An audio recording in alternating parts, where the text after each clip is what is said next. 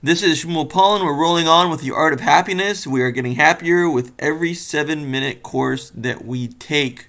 Continuing on, and we're talking about the lenses that we wear. We all have lenses in our eyes that allow us to see, but we also have lenses on our brain that tell us how to interpret everything that we see. And the first lens is the art lens. These are the lenses that we want to have. If we don't have any lenses, we get the default, which is this is good, this is bad, this I like, this I don't like. But that's really not the most optimal way to see things. It's not the way to make yourself happy. You want to see things like art. That's the first lens. Let's take an everyday circumstance to understand this lens. I'm sure at some point you've been shown a drawing done with crayons from a young son, daughter, or nephew or niece. No matter what they drew, what did you say? You said, "That's great. You are so talented. You could be a painter one day." Remember, you said this no matter what they drew. So let's dissect this for a moment. Were you lying? Were you twisting the truth just to make the kid feel good? Maybe part of you was. But I don't think that's the whole story. I think you actually saw something good in that kid's painting. Any art critic would tell you that's garbage, but you like it. The idea behind it, the strokes, the colors, you like everything about it. You put it on the fridge for all to see for years. To you, it's a masterpiece. See, it has its own unique form of beauty, just as it is. He made it. I like him. I like it. If this makes any sense to you, it means you have the art lens at your disposal. You see beauty where others don't. You see beauty not in what it could be, but what it is. That's the uniqueness of art. There's really no bad art. There are no mistakes. If you see beauty there, that's your art, and nobody can take it away from you. To a certain extent, everyone can think this way. You can see things as beautiful no matter what it is, even if it's a car accident. May God save us from such things. Now for the question. Why can't you turn that lens in on yourself?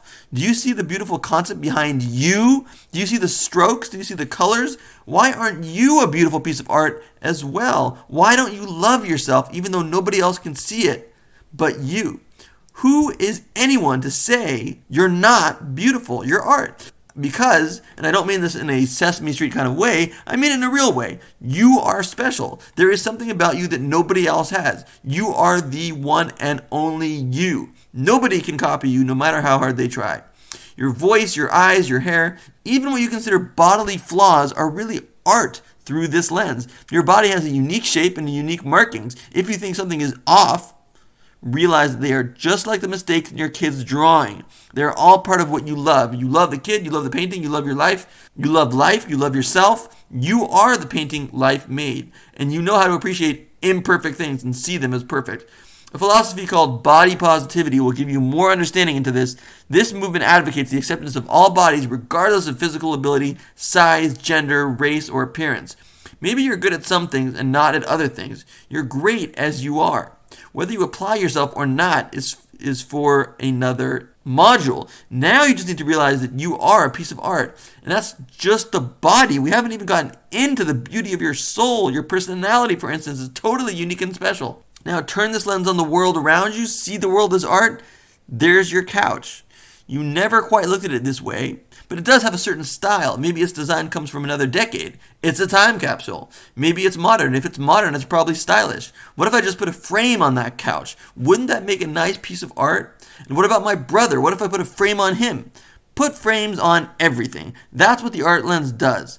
Looking at the trees, put a frame on it. Looking at a squirrel, put a frame on it. Looking at a baby in her mother's arms, put a frame on it. Do you see your belly, the one you want to get rid of? Before you do, put a frame on it because it's got a beauty you probably missed. Go through life looking at everything as art. If you do, anxiety will be very far away from your life. Your life will be enchanted, joyful, because there's nothing bad in art. Just enjoyment of what is for what it is. Just imagine you didn't have the art lens and you were trying to lose weight. You won't be happy until you lose all the weight that you plan to lose. That could be a long time. And what if you never lose the weight you want to lose? You could be unhappy your entire life. There's got to be a better way. And that way is to realize you are art and therefore perfect just the way you are. Not tomorrow when you lose some weight. You are perfect right now. You can see the art in each and every one of our faces. The eyes are particularly amazing. People watch. When you're seeing art in everything, you're not seeing fear. You're not feeling anxiety.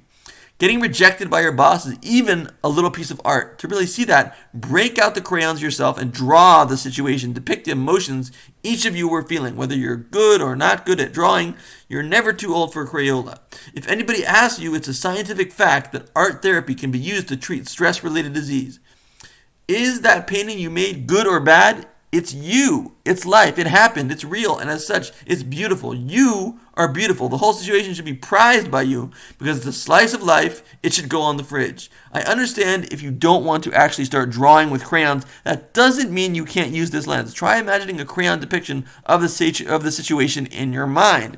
This will at least jumpstart the path towards getting your thinking about the situation as art, as special, just the way it is. Nobody's been yelled at by their boss quite that way ever in the past, and it will never happen in the future. Again, just like that. You are the only one. This is your piece of reality. It's all yourself. Put yourself on the proverbial fridge because that's where you belong.